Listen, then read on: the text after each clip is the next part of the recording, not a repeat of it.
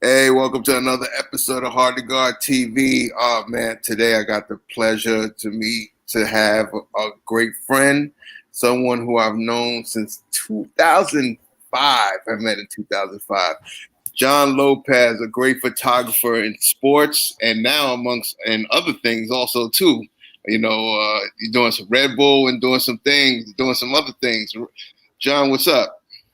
What's going on, brother, man? Great to be here. Appreciate you for having me. Yeah, man, it's been quite the journey since back in '05 when we first met. But yeah, man, I'm hyped to be here and chop it up with you. Yeah, how's COVID treating you? COVID's Man, crazy. Cope, 2020 sucks, man, so far. But I'm a glass half full kind of guy, so I've been staying positive and trying to focus on the positive things while being mindful of all the kind of the challenges that people are facing through health and careers and things like that.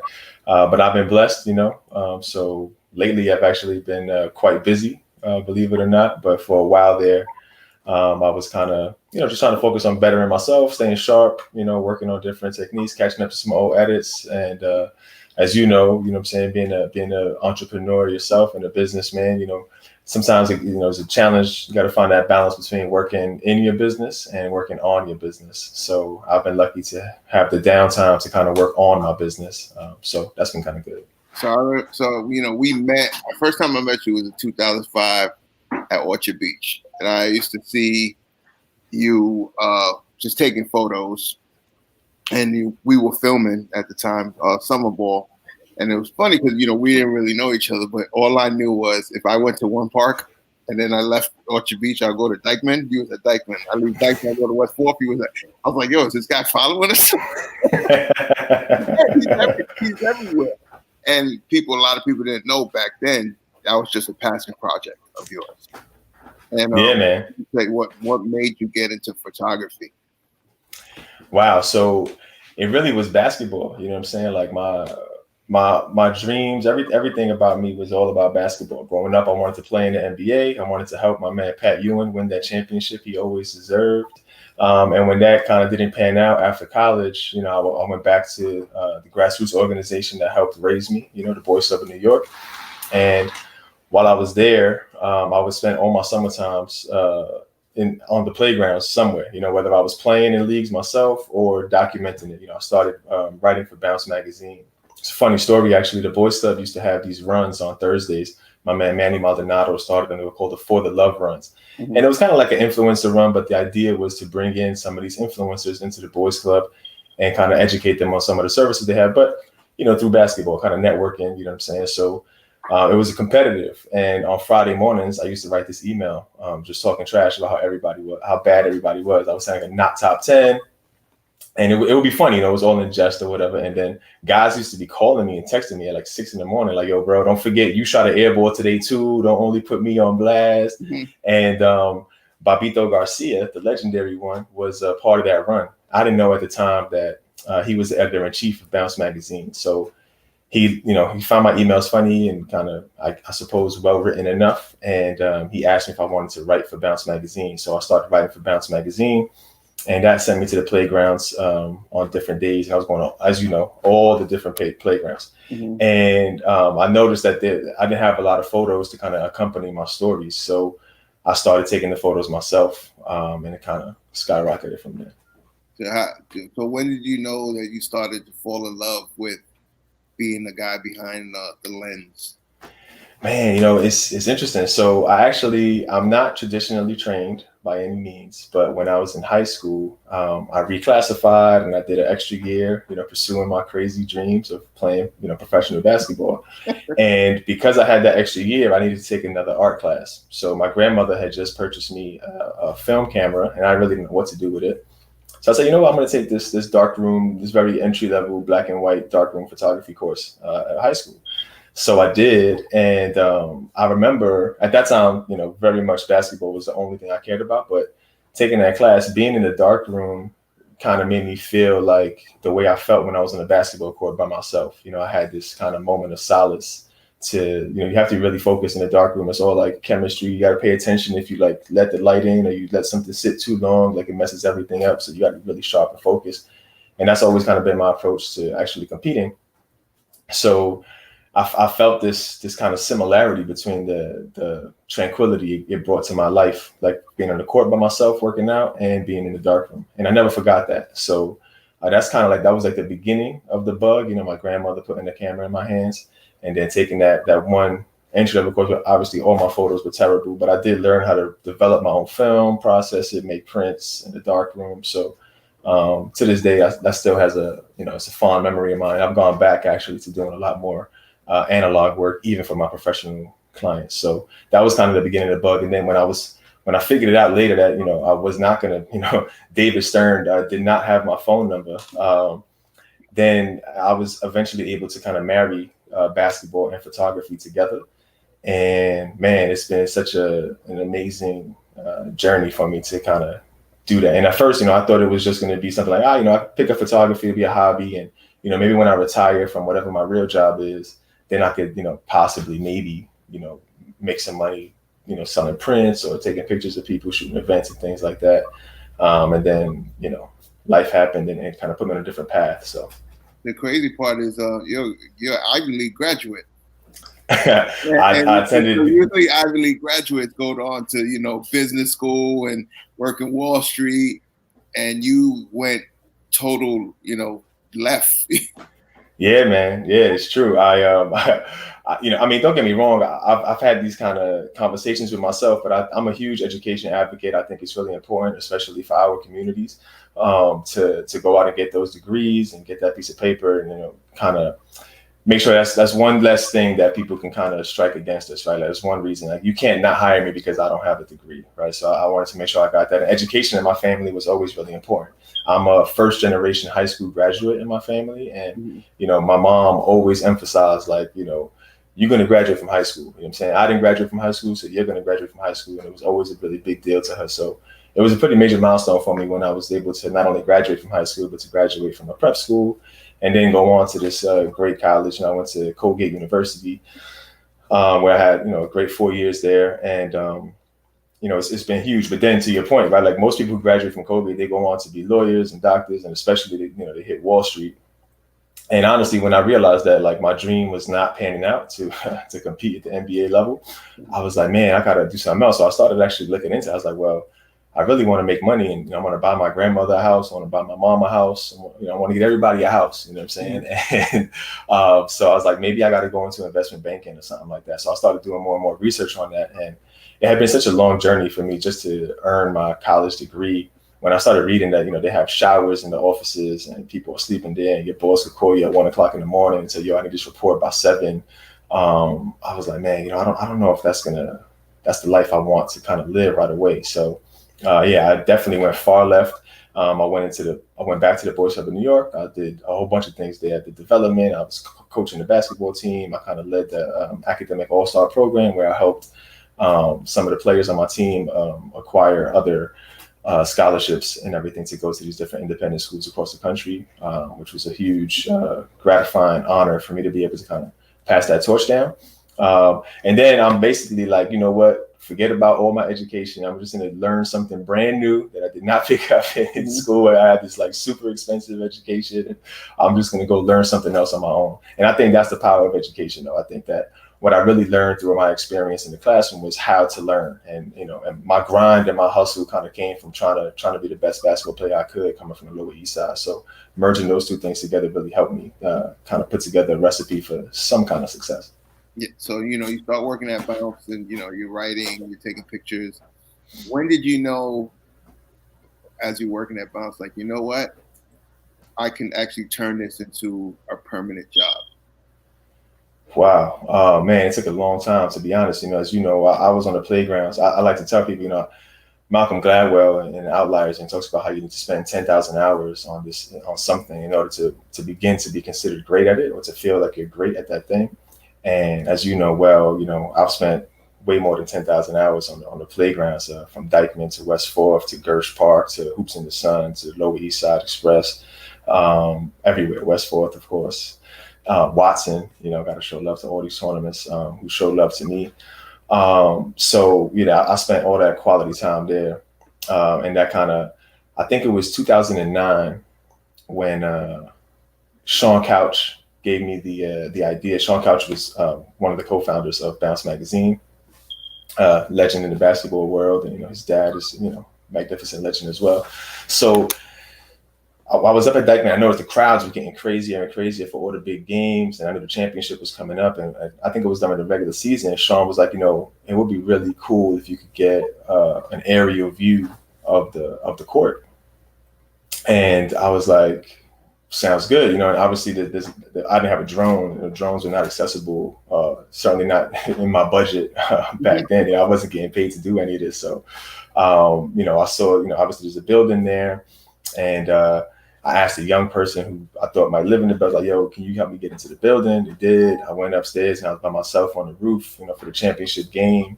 I had gone up there actually before the championship, but it was the 2009 Dykeman Championship when Bingo's All-Stars was playing against, I think it was Harlem United. And it was, Kemba Walker while he was still in Rice High School there, Gary Irvin, the Glover brothers, Mike and Anthony. Bingo's All-Stars had all the stars basically at the playgrounds there. And Kemba was matched up with Kendall Profit, who was, known for playing defense 94 feet. And it was such a great matchup, such a great game. And the park was crazy. There were people sitting in the trees, sitting on the fences. I mean, I believe you were there, so I know you know all of this. But it was just like this magical night, and it was something that kind of happened pretty regularly and continues to happen pretty regularly up at Dykeman and many of the other leagues too. So anyway, I go up there, and I'm just by myself, and I'm taking the photos, and it's crazy because from up there I could still hear Joe Pope on the mic at that time, and it was such a beautiful thing. It was a great breeze. It was comfortable, and I got this photo, and actually I think I could show it to you. Let me see. Let me know if you see this.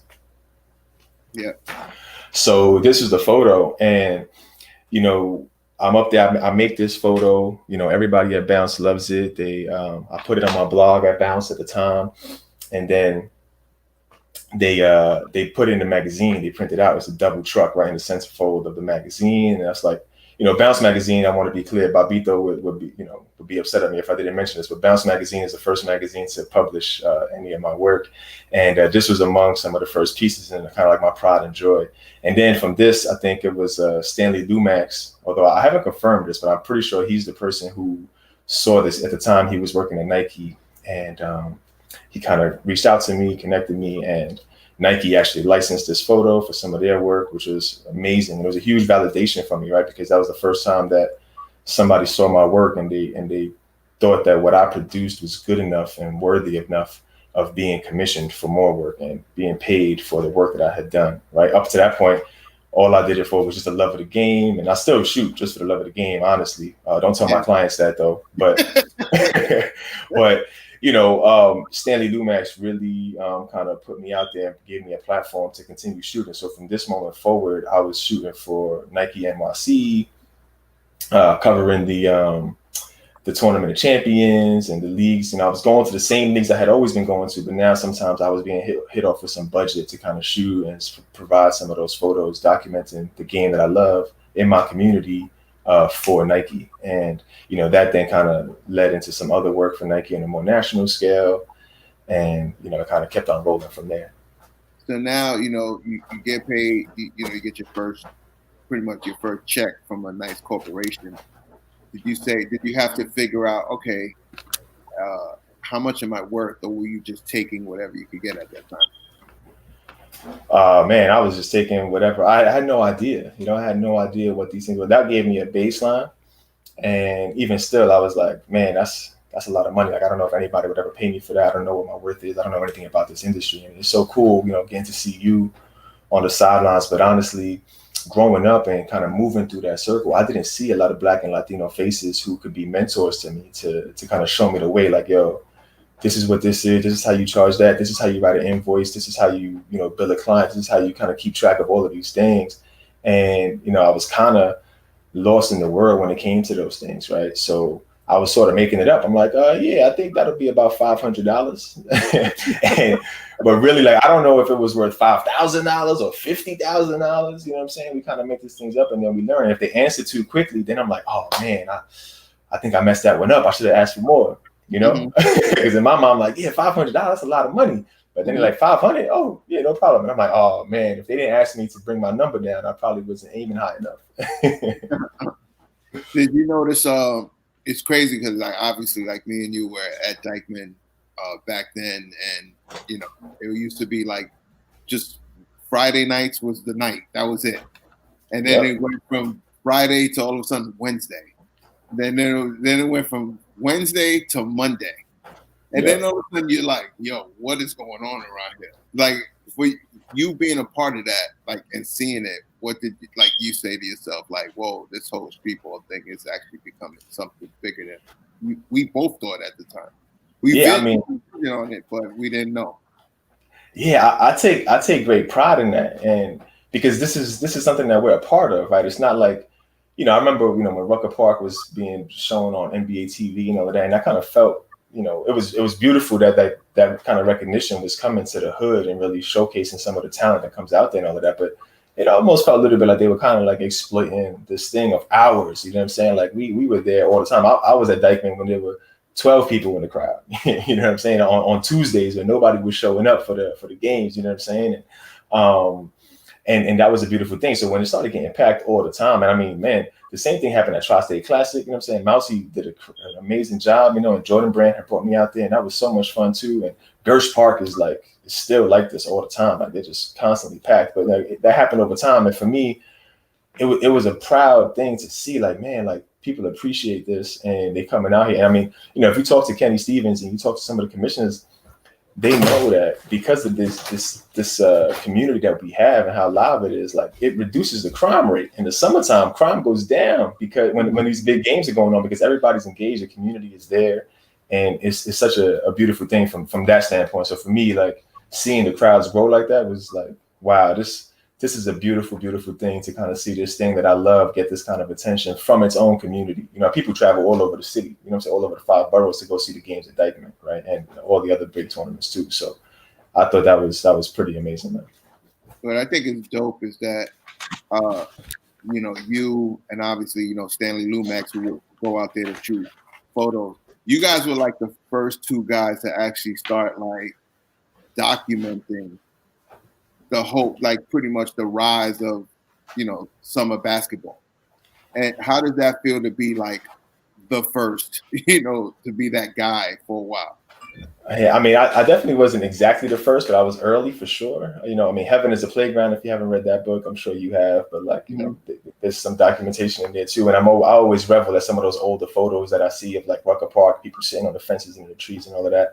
And that's definitely been an inspiration to me. But being there early on, I didn't know, to be honest, right? I didn't know. I was just happy to kind of document these moments because in my mind, I always felt like, you know, growing up in the summer times, I used to be outside hooping till like 2 or 3 o'clock in the morning. You know what I'm saying? Like outside, and like those would be some fun competitive games. And I've seen some really cool highlights. And I'm like, yo, nobody knows about this, right? Like we know what's happening in the NBA, but like there's not really a platform to kind of showcase what's happening on the playgrounds.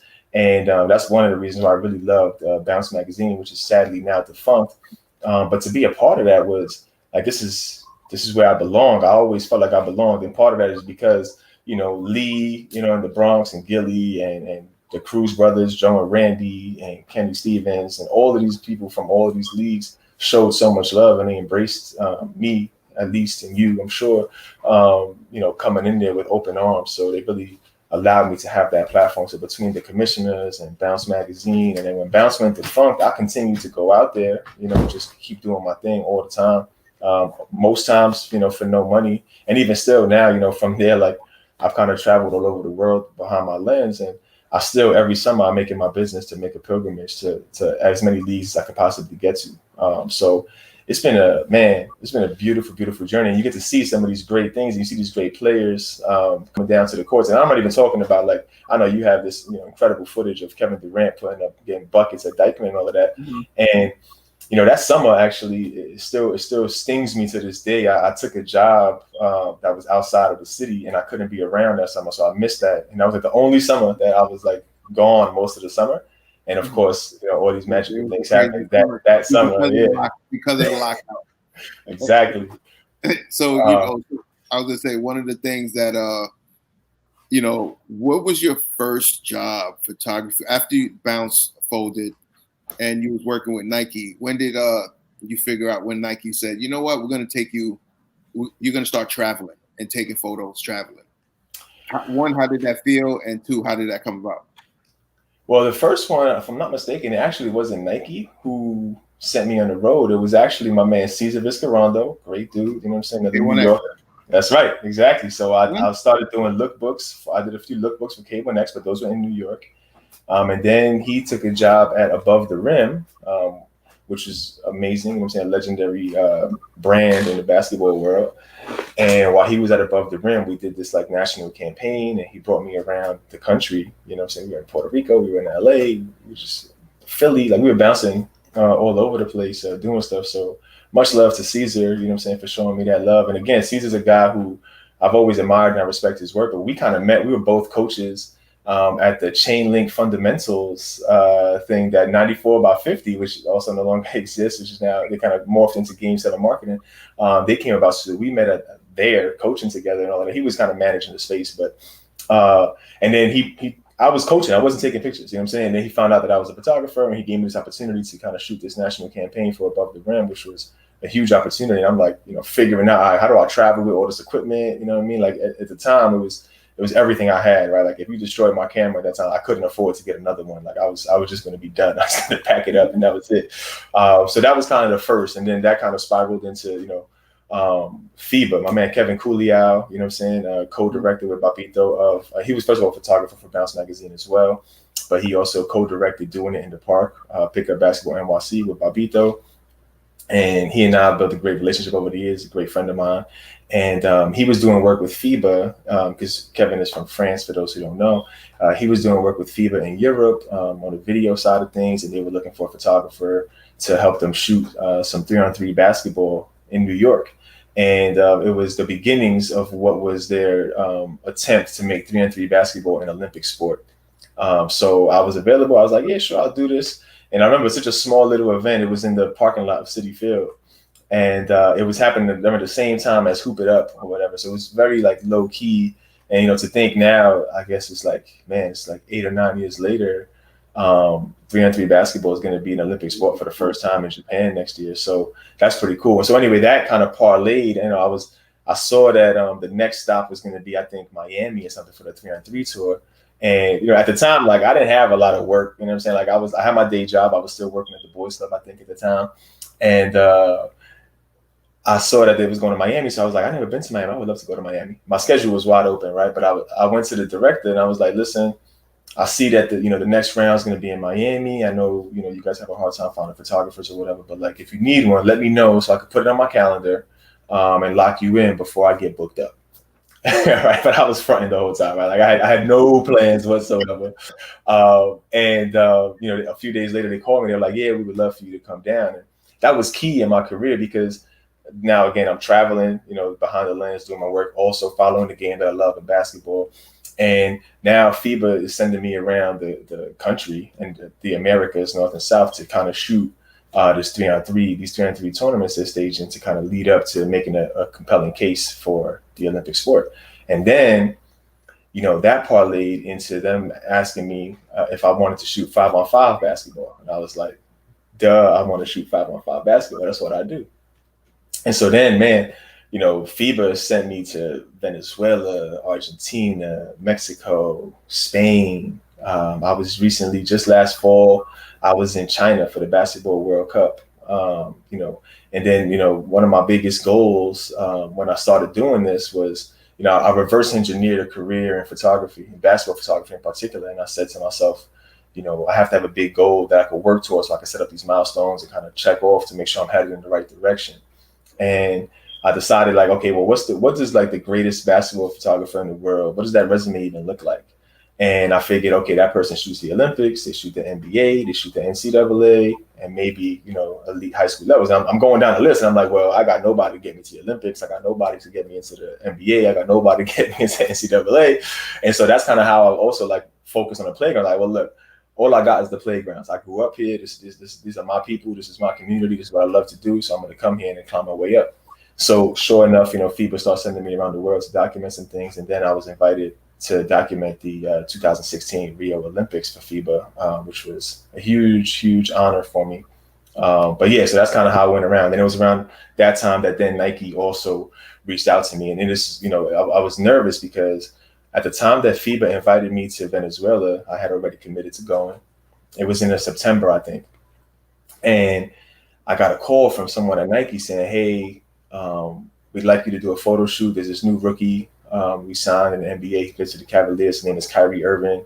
But it was like in the middle of the trip where I was going to be in Venezuela. So I had to turn it down. And I was so distraught. I was like, man, this could be it. Like Nike's never going to call me again. I just told them no, you know what I'm saying? And I was like, it's going to be a wrap for me.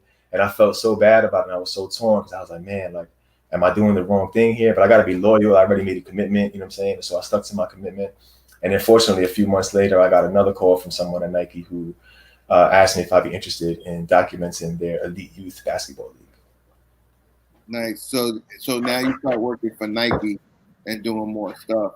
When did you transition and say, you know what? I know you had a full-time job when you was like, you know what? I'm done with my full-time job and I'm turning this to my business. Man, so I was working at an independent boarding school, and I had brought my then girlfriend at the time, now my wife, there, and she kind of fell in love with teaching. I was doing communications and coaching basketball at the time, and I felt like that might be a good kind of marriage of my creative interests with my basketball interests, and I was kind of filling that out. And we were there for 2 years, and my now wife, she felt like she really fell in love with education, and she wanted to go back to school to get her master's and really kind of pivot in her career. Because prior to that, she was doing like marketing and sales and things like that. So it was at that time when we had a decision to kind of leave that school because we were living on campus at the time and kind of start something new. And so it was at that moment that I was like, you know what? I have a few jobs lined up for the summertime. Like I know I could make enough money to kind of pay my bills. I have some money saved up. By that point, I had used the money I was making from my day job to kind of do a soft investment. I bought my camera. I had a couple of lenses, you know what I'm saying? Like the bare minimum of what I needed to kind of start my photography career. And I had a little bit of money saved up. So I said, you know what? I don't think I'm going to get another job.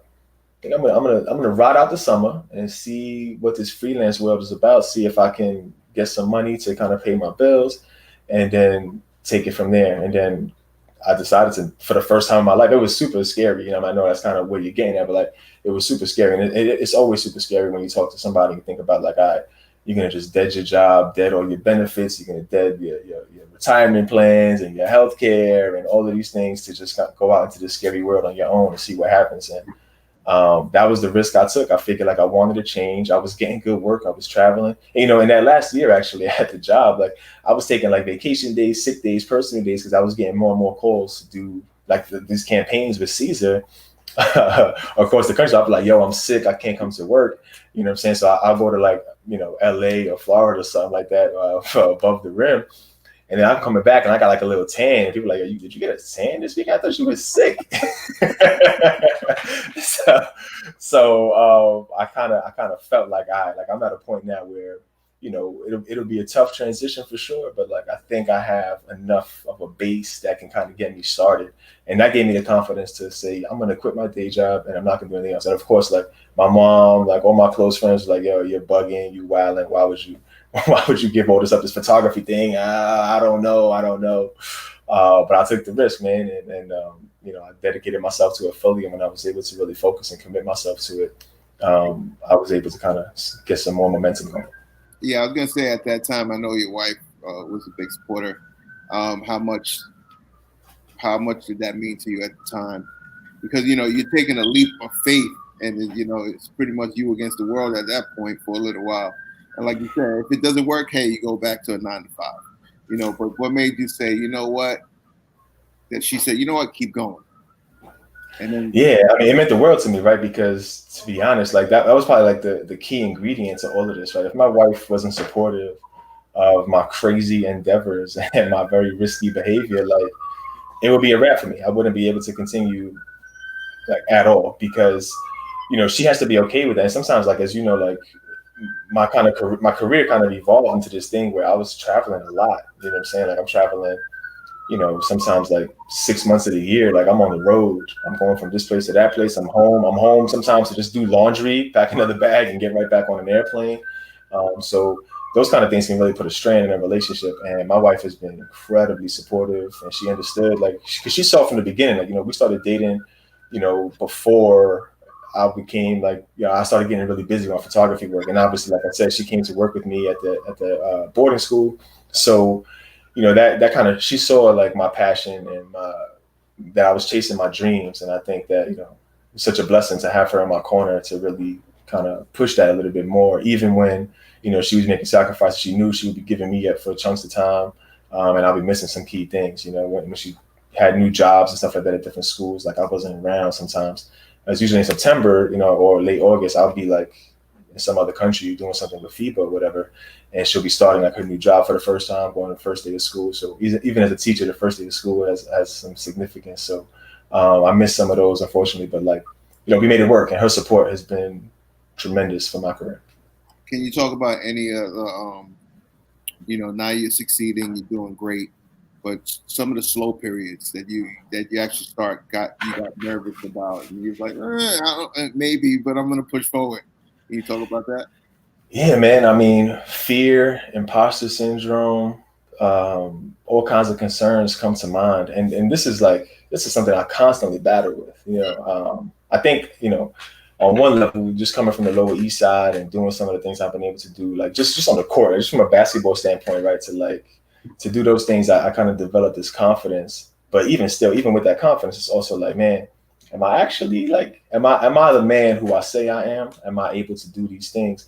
And there have been so many points in time. Like that first summer when I quit my job, like during the summertime, it was cool. But when the fall came and like all the summer leagues were over and like all that, like those Nike opportunities were kind of out the window until the following summer or whatever, it was like, man, there are months, like I'm going 2, 3, 4 months without making money. And, financially, the way that I was able to kind of weather those storms was obviously through having some savings, but really keeping my expenses low. And I think, as a solopreneur at that time and a freelancer, it was really important that I didn't have a car to pay car payments. Luckily I lived in New York City, so I didn't need a car. I could get around walking, on a bike, on a train or bus. And then after that, it's like I just mentally kind of like staying strong, continuing to learn, try to get better, and trying to figure out like, all right, how can I take this leap from the playgrounds to the professional ranks? How can I get into Madison Square Garden to get some photos at the world's most famous arena? And kind of shifting those things around. And then, of course, again, it comes back to my support system. You know what I mean? So like when I'm kind of down on work, my wife is holding me down, which is currently happening in COVID. She's a teacher, so she's been able to maintain her salary, and she's working crazy, transitioning from teaching in the classroom to, doing like Zoom and everything like that. And you and I would normally be meeting in person to have this kind of conversation, right? But even now, we're meeting like this because of the current climate. So, she adapted to that, and that's been a godsend for me. So, those times, they can be difficult, and they're guaranteed. Like, that's the thing. Like, I think for most people, certainly in my career, like it's guaranteed I'm going to have downtimes. It's going to be really difficult to kind of be constantly busy and always be working. And then understanding the difference between like being busy, like busyness, like just doing busy work, and actually having an impact and doing something that you love, right? And, with the unfortunate and untimely tragic passing of Chadwick Boseman, he talks about purpose, right? Like finding that life of purpose. And I think keeping true to that core, building that foundation, having faith in yourself and believing, what can be, I think that's always given me the motivation to keep going, because I'm not looking at right now. I'm trying to be centered and live in the present moment, and I'm trying to experience these things and understand them for what they are right now. But I know that my vision is a little bit broader than just the current moment. I'm looking at things like, okay, after this storm, like what can I do? After this downtime, what can I do? How can I continue to grow? And like I said at the beginning, experiencing these downtimes is kind of important to say, all right, how can I shift focus now? How can I adapt to the times and shift gears? And to be honest, Ed, like there have been times where I'm applying for jobs. I'm like, yo, I might need a real job. Or maybe I should have a day job and then kind of moonlight or be like a weekend warrior with my creative interests and pursuits. So it's not easy, and it's literally ebbs and flows. You know what I'm saying? Like maybe in the springtime, I know like, oh man, I have the EYBL and I have, these other things that come up all the time, and I'm going to do these shoots. That's great. And then this year, you know what I'm saying, all of professional, any kind of large gatherings and sports were all canceled. You know what I'm saying? So no Olympics, no grassroots basketball, no summertime playground basketball, none of that. So it's like, man, it's a huge shock. But again, being a glass half full kind of guy, like I'm thinking, all right, let me organize all my files. Let me make sure my archive is where it needs to be. Let me take another look at my website. What are the things I could do to work on my business so that hopefully when this thing comes out of here, if I'm able to survive it, maybe I'll be able to catch the next wave and kind of be on top of things there. So I don't want to paint the picture, and I thank you for asking that question. I don't want to paint the picture that like being a photographer and traveling the world taking pictures is like always easy and it's all kind of roses, peachy dreams and all of that. It's not, there's so much work that goes into it. There's so much involved. It's really difficult and it can be very, very stressful, particularly, financially, but for me, part of the thing is honestly, like, I grew up, from very humble beginnings, growing up in a single parent household on public assistance. So in my mind, I'm like, I'll be okay if all I got to do is eat a cup of noodles for a few months. Like I've done that before. I can kind of do that to weather these storms. But now, like I try to think, I have a family, like my wife, it's not just me. So I need to make sure that I'm making decisions that can that help us to weather these storms when they come. Yeah, but I can say the great thing is that you've always adapted. I know, you started working with Slam, and I know I think you was the head photographer for issue 225. That's right. I got the cover. Yeah, it's kind of behind me. That cover. Yeah. And, like for you, like how big of a moment was that for you? So you're like, all right, you know what? Now I'm doing covers. You're doing tours. You're doing covers for magazine, and how much did that help you get to? Obviously you're doing great. You're doing stuff with Slam, and then all of a sudden, I think you start doing stuff with Red Bull also right after too. Action Sports. Man, shooting the cover of Slam magazine is still like right now is still a surreal thing. Not because I don't believe in myself that I'm capable of doing that, but because it's such a big deal to me, right? It's like Slam, that is the basketball Bible. That is, I had those covers and the Slam of the Months and all of that plastered on my walls in my dorms, from high school and college, my bedroom growing up. And it was just a surreal experience to be able to kind of contribute to that legacy. And, that was one of those big milestones for me. It was like, Olympics, NBA, NCAA, and kind of like if I'm lucky, maybe one day I'll be able to get the cover of Slam magazine, right? And man, like it came to fruition, and it was the whole time I felt like it was like an outer body experience. You know what I'm saying? Like I'm there, but I'm a professional. I'm good at what I do. I have a strong team. You know what I'm saying, to kind of help me make this experience great for everybody involved. And I've done editorial work for Slam for a while, so I'm familiar with the team there. And I feel like they have become an extended family to me and for me. And I love working with good people, and I've been so blessed, you yourself among them, to be able to work with some really, really great human beings, and at the end, like it's not about necessarily these specific things and these milestones and all of that, but it's about the people that we get to connect with and the impact that we get to have on one another.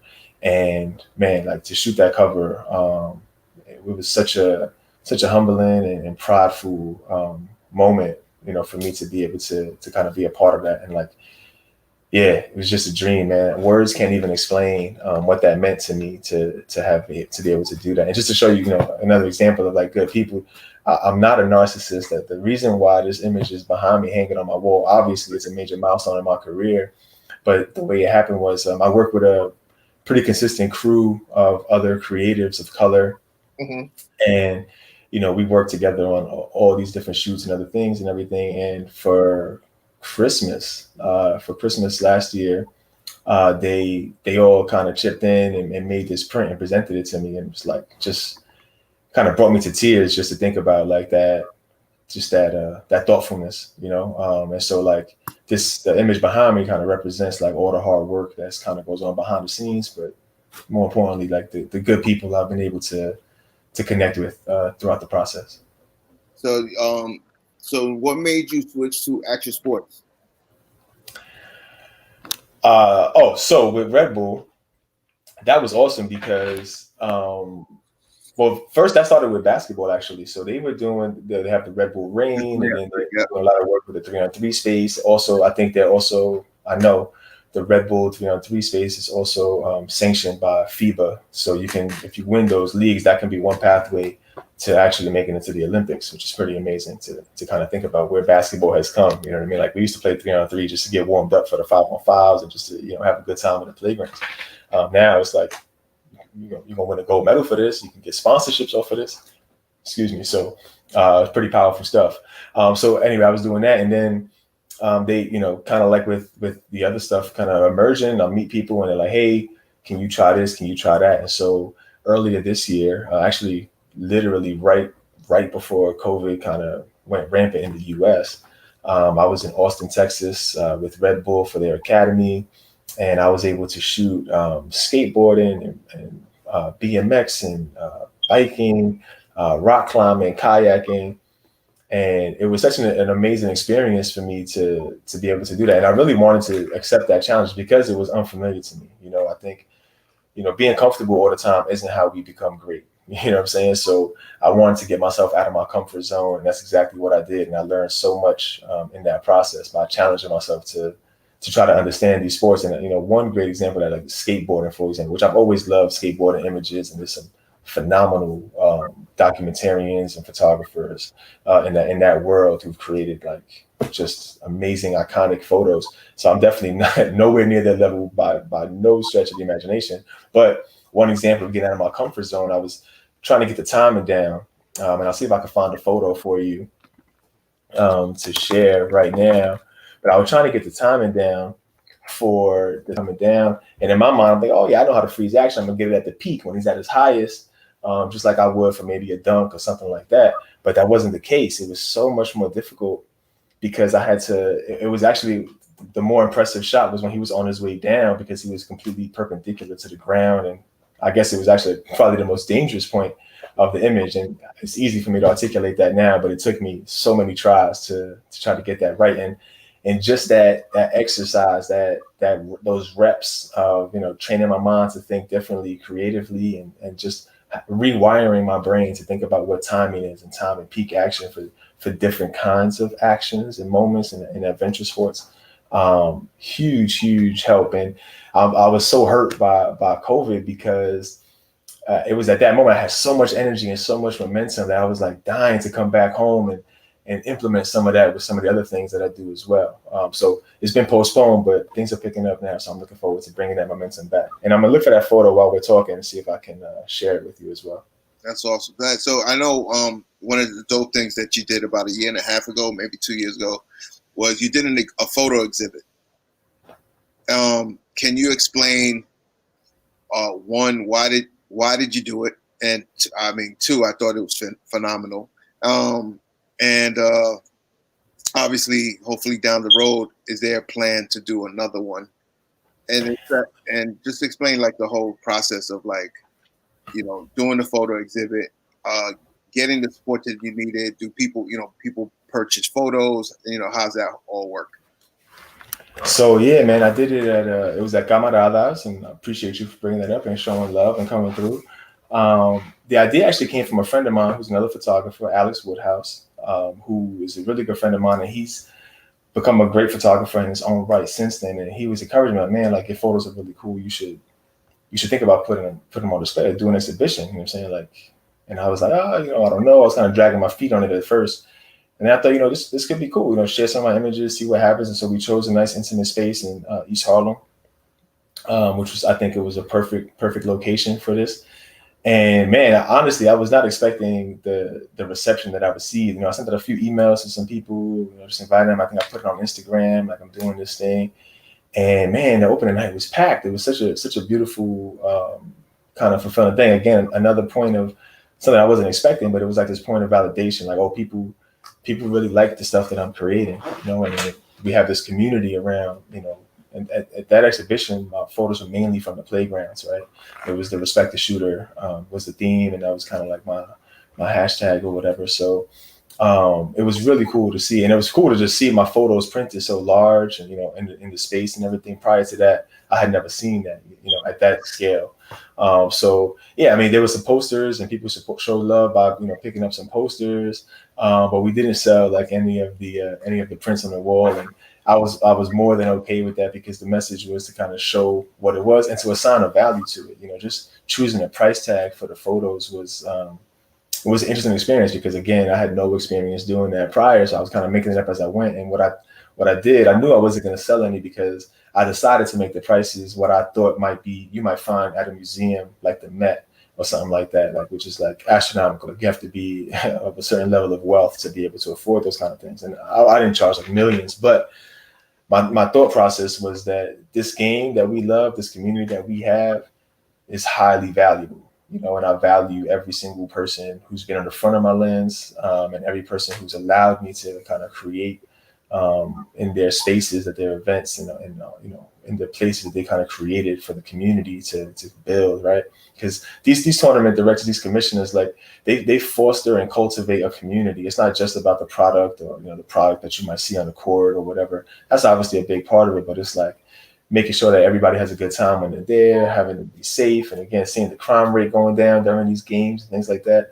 That's powerful, profound stuff, and to bring that together, I wanted to make sure that when people saw that, they're like, yeah, this is highly valuable. And it was a small way. Like, I don't know that, my voice kind of made that message clear, but I definitely wanted to try to show the value, at least how much I value the playground basketball community, particularly in New York City, but all around the world. That's awesome. So now, where do you see Jon Lopez photography headed in the next 2 to 3 years?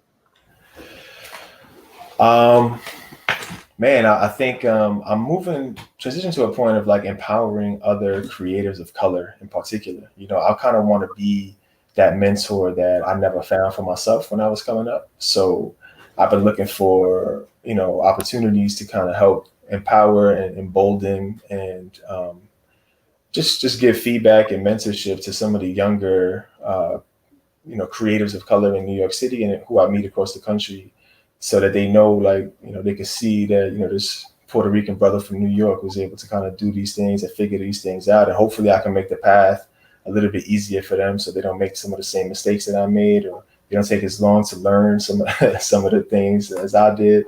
Hopefully I could kind of provide that kind of guidance and maybe inspiration, possibly, to some up and coming creatives to kind of follow a similar path and understand that, you can make a career for yourself and make a living for yourself, doing what you love, and using your passion to kind of grow in that sense. From a shooting standpoint, a lot of people are surprised to know that I've done video work, but I actually was doing video work even prior to doing still work.